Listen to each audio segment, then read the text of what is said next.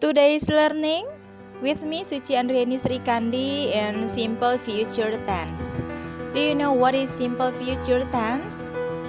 Alright, simple future tense adalah salah satu tenses dalam bahasa Inggris yang biasanya digunakan untuk kalimat yang terjadi di masa depan. Jadi next time untuk kejadian masa depan kita gunakan simple future tense.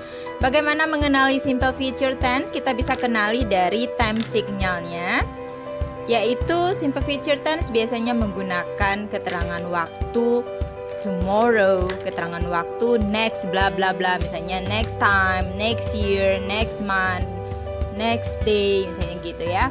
Kemudian menggunakan bla bla bla later, misalnya 2 days later, 3 years later, and etc. So, kalau ada kalimat dalam bahasa Inggris yang kemudian diakhiri dengan keterangan waktu seperti itu, maka fix dia adalah simple future tense. Selain berdasarkan keterangan waktu yang digunakan, kita juga bisa mengenal simple future tense dari beberapa kata ajaib yang wajib digunakan dalam kalimatnya. Di antaranya yaitu ada will, shall, dan be going to. Be going to di sini to be-nya tentunya is MR karena di sini simple future tense. Will dan shall itu maknanya akan. Begitu juga dengan be going to. Dia juga bermakna akan, namun ada berbeda dalam fungsi penggunaannya. Kita cek kalimatnya. Examples: I will come to your house tomorrow. Penanda future di situ ada will. Jadi I will come to your house tomorrow maknanya adalah saya akan datang ke rumahmu besok. Artinya di situ sudah ada kepastian bahwa dia akan datang besok. Lalu yang kedua, we are going to spend holiday in Makkah. Future-nya adalah are going to yang maknanya sama dengan will. Jadi di sini maknanya we are going to spend holiday in Makkah ini itu masih dalam rangka niat. Jadi kalau kita gunakan be going to itu dia masih dalam niat gitu ya. Niat akan menghabiskan liburannya di Makkah nanti itu next time. Sementara untuk shall biasanya digunakan untuk kalimat yang lebih formal, atau bisa juga digunakan untuk kalimat yang menyatakan penawaran seperti berikut ini. Shall I get you a cup of tea? Jadi itu merupakan sebuah penawaran, itu kan. Jadi akankah, bolehkah saya mengambilkan kamu secangkir teh? Gitu.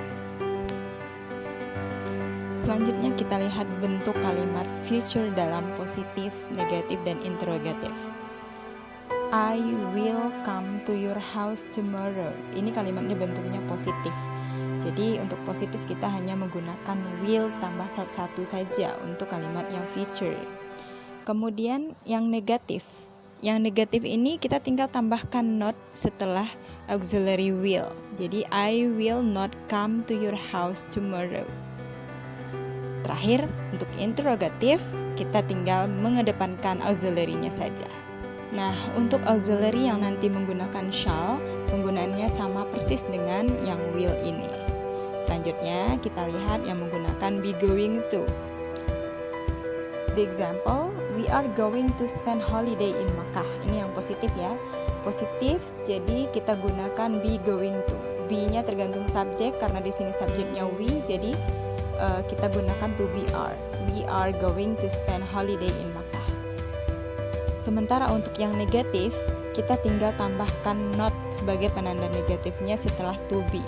Jadi we are not going to spend holiday in Makkah. Nah, untuk yang interrogatif, kembali kita kedepankan saja to be-nya. Are we going to spend holiday in Makkah? Ini bentuknya masih yes no question, jadi jawabannya nanti pasti yes atau no saja. Yes we are, no we are not. Selanjutnya, untuk memudahkan saya bantu untuk membuatkan rumusnya ya. Untuk kalimat-kalimat yang sudah kita bahas sebagai contoh tadi itu merupakan kalimat-kalimat verbal. Jadi untuk yang positifnya itu bisa kita simpulkan. Ada kita bikin dulu subjeknya, kemudian tambahkan penanda future-nya, will, shall, atau be going to. Baru kita tambahkan verb 1, lalu keterangan.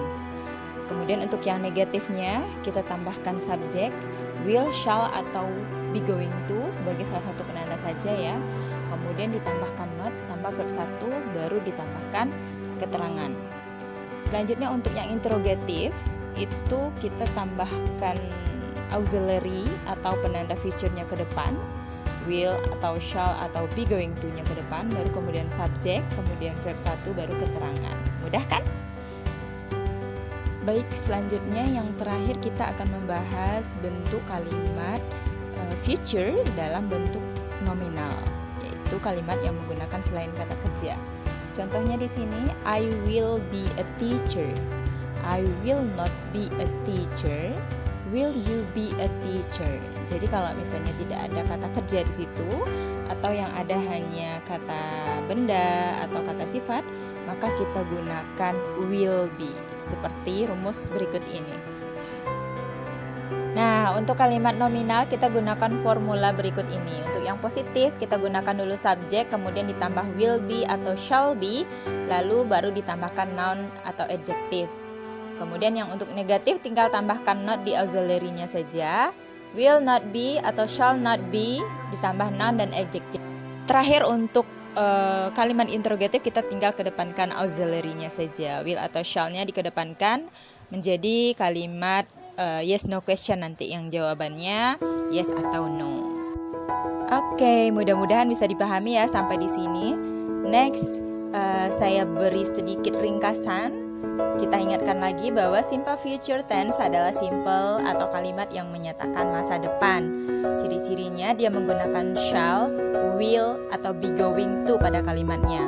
Kemudian verbnya verb 1 untuk kalimat verbal dan to be-nya is MR untuk kalimat nominal. Terakhir untuk penanda keterangan waktunya. Ada next titik-titik, ada titik-titik later, dan ada tomorrow. Jadi bisa digunakan salah satunya untuk kalimat future tense. Baik, segitu saja dulu untuk materi hari ini. Semoga bisa dipahami. Sebagai apresiasi, jangan lupa tekan tombol subscribe dan tekan tombol loncengnya agar teman-teman bisa mendapatkan notifikasi untuk the next video.